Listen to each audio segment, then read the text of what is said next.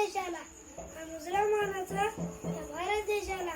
चला देऊया सलामी या तिरंगी झेंड्याला.